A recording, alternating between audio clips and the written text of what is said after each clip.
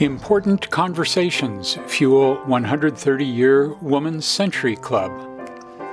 For whom is the 19th century known?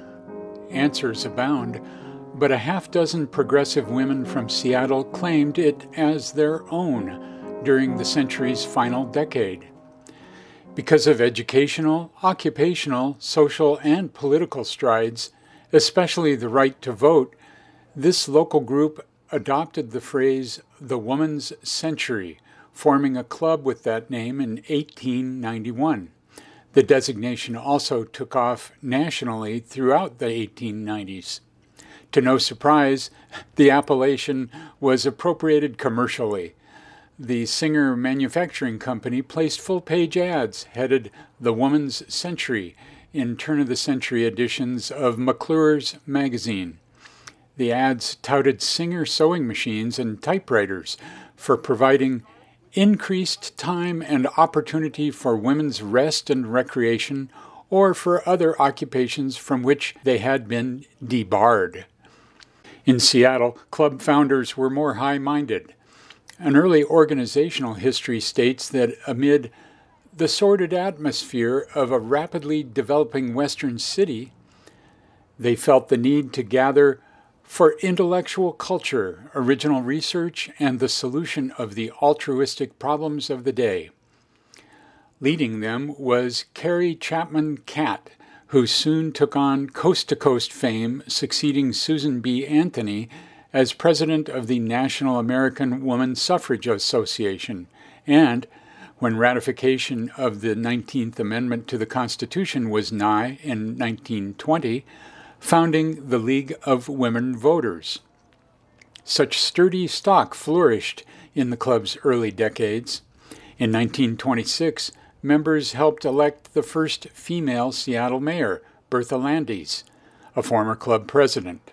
In 1933, they hosted a reception for famed aviator Amelia Earhart. The club's talks and teas held an additional purpose: to raise money for a permanent headquarters and theater on Capitol Hill. A 3-story brick edifice with Woman's Century Club etched above its entrance took shape in 1925 at the southeast corner of Harvard and East Roy. Club events took place there for 40-plus years, but thinning membership prompted its sale in 1968 and conversion to what became the charming Harvard Exit Theater, with movie auditoriums on 2 floors. The club still met in its parlor, but screens went dark when the building was resold in 2014 and renovated by Eagle Rock Ventures. The main tenant today is the Mexican Consulate.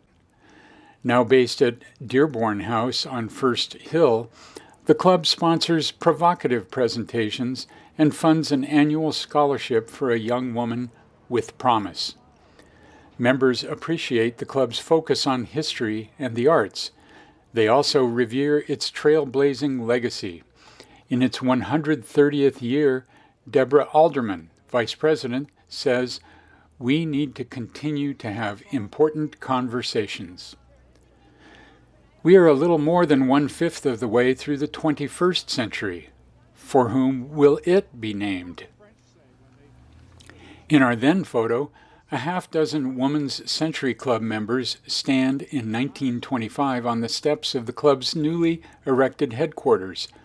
Woman-centric institutions with roots in the neighborhood include Nellie Cornish College of the Arts and the Rainier chapter of the National Society of the Daughters of the American Revolution, all part of the Belmont-Harvard Historical District. Today, club members, from left, Cindy Hughes, Sherry Sayer, Deborah Alderman, Diana James, Michelle Genthon, Sarah Patton, Jackie Williams, Denise Frasino, Carla Rickerson, Janet Wainwright, Michael McCullough, Sandra Magnuson Martin, Twyla Meeks, and Patty Whistler stand before the Women's Century Club building, now the Mexican Consulate, while protesters gather at Wright, seeking safety for displaced families. The club's annual fall reception will take place at noon Friday, October 22nd, either in person or online. For more info, visit womanscenturyclub.org.